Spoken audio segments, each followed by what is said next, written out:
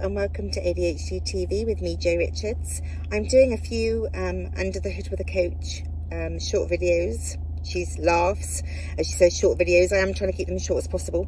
And today I thought I'd talk about RSD and ADHD. It's really interesting that whenever you talk to any of the clinicians or any talks that I've been to where I'm being educated by people that are actually diagnosing people with ADHD, is that they say pretty much 99.9% of ADHDers will have ADHD. I think they're just leaving that tiny bit just in case there's someone that may display us like the minute amount.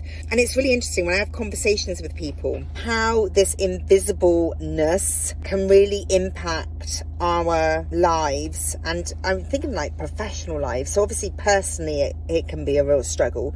Obviously we're dealing with people and relationships, but that's personal and business.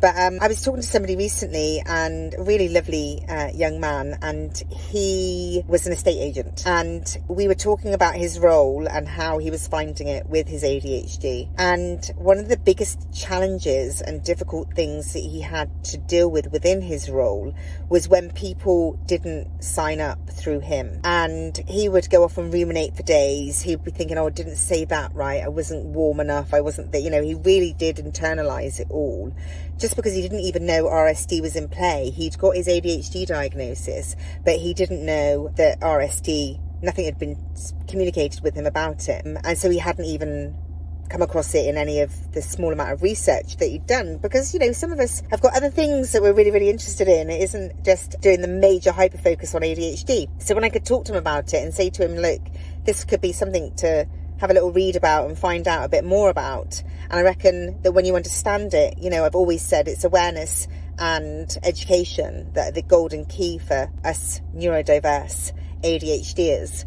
That I think it just pulls together that puzzle piece again. Sometimes the big picture, there's still a couple of fragments that we're not quite clear on, and we can't see the fuller picture of who we are and how we self-identify, and maybe whether we're in the right career. I know that I fell into a couple of really good roles when I was younger.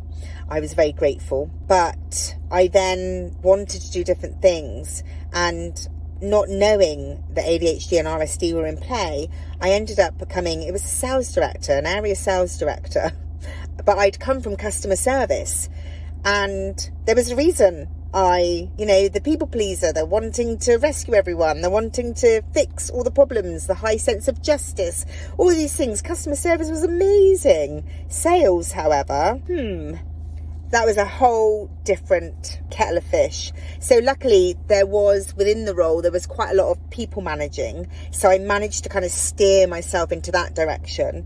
There was one great situation. So it was for an international cruise company that I was working for, and my area was the Caribbean. And so off I went, flew me out, had a few situations to deal with. But one thing I noticed when I had to send a couple of the girls home because they weren't adequate for the role, unfortunately. I know, awkward. And then I was waiting for the new girls to come out so I could train them. And I just spotted some human behaviour, because obviously love people and why they do the things they do. And I managed to increase, just because I understood what was going on within the different cultures on board. I think it was something like we were pulling about $36,000 a week in the gift shops that we had on board, and I managed to increase it to 48. And head office were like, what are you doing? So it kind of like, I did manage to find my zone of genius within it. And of course, even in sales, everything's to do with people and relationships and building. And so I was really, really lucky, but it really wasn't suited to me really, really long term. And I did end up going back and becoming a customer service manager again, about a year later. It was still the most amazing job I've ever had. I'm really, really grateful. But it's, if I had the lens that I had ADHD, RSD and other things in play, if I had that education, I wouldn't want to change it because obviously I had the best time, but it could just have helped me in understanding why I was finding certain elements of the role really tricky.